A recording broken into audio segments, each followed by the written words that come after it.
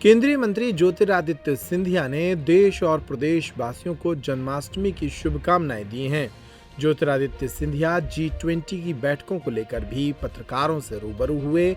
उन्होंने प्रधानमंत्री नरेंद्र मोदी के द्वारा अंतर्राष्ट्रीय स्तर पर बढ़ाई जा रही भारत की ख्याति पर भी बातचीत की। उन्होंने तमाम सवालों के जवाब देते हुए मध्य प्रदेश के चुनावों को लेकर भी कहा कि मध्य प्रदेश में भाजपा की सरकार बनेगी। उन्होंने कहा कि इंडिया गठबंधन के लोगों का कहना है कि सनातन धर्म का विनाश होना चाहिए, ऐसे में जनता ही इनको जवाब देगी। जन्माष्टमी के पर्व पर मेरे तरफ से सभी हमारे प्रदेशवासियों को हृदय की गहराइयों से बहुत बहुत बधाई। भगवान श्री कृष्ण के दिखाए हुए रास्ते पे हम लोग सब चलें। कल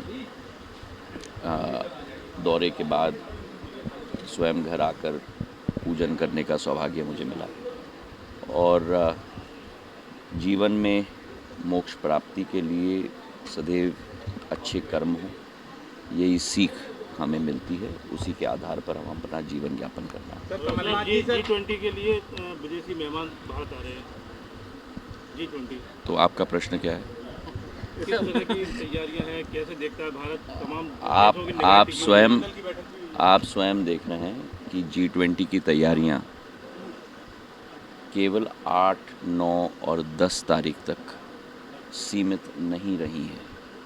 यह पूरा वर्ष भारत की अध्यक्षता, G20 की अध्यक्षता का वर्ष रहा है और प्रधानमंत्री जी ने स्वयं एक एक कार्यक्रम में रुचि लेकर, जो पूर्व में अंतर्राष्ट्रीय कार्यक्रम भारत में केवल राजधानी मुंबई और 2-3 और शहरों तक सीमित होती थी, 52 शहरों में इस बार कार्यक्रम हुए, जिस पर हमें बहुत गर्व है।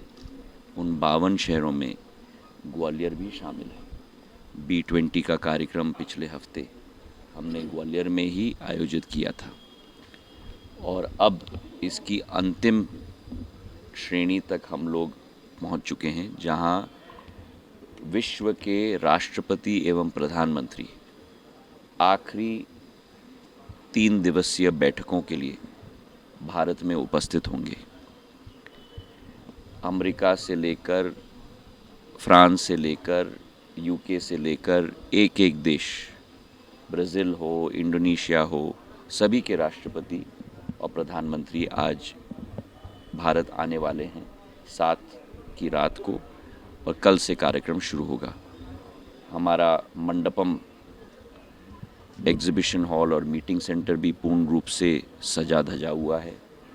पूर्ण दिल्ली सजी हुई है और मुझे पूरा विश्वास है कि हमारे अंतर्राष्ट्रीय नेतागण अतिथि देवो भव की विचारधारा के देश में स्वयं उनका आगमन हो रहा है और भारत की जनता इसे पर्व के रूप में मनाएगी और वही एक अमिट छाप देश विदेश के नेताओं के दिमाग में केवल नहीं, लेकिन उनके दिल और मन में भी एक अमिट छाप भारत की जनता जरूर छोड़ेगी। इंडिया गठबंधन अब हो गया भैया, भारत के नाम से आपत्ति होने लगी। इंडिया गठबंधन जिस तरीके से सनातन धर्म पर टीका टिप्पणी कर रही है,